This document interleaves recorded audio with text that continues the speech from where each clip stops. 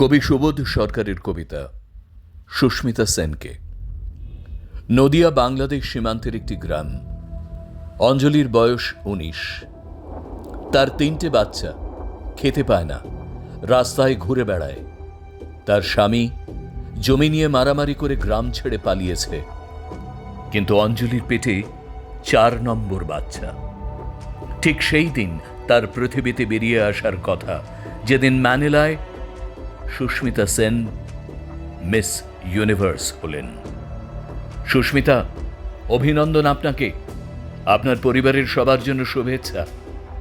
এত নিষ্পাপ আপনার হাসি, এই দুঃখের পৃথিবীতে এত নিষ্পাপ হলো কি করে?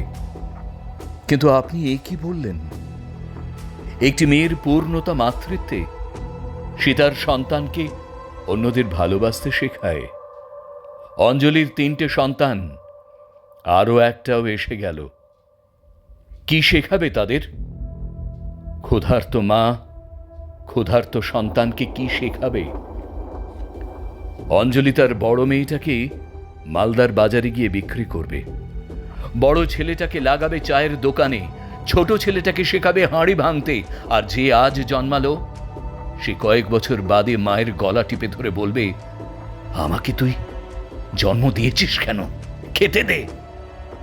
মা ছেলেকে তখনই অন্যদের ভালোবাসতে শেখায় যখন খেতে দিতে পারে, স্কুলে দিতে পারে।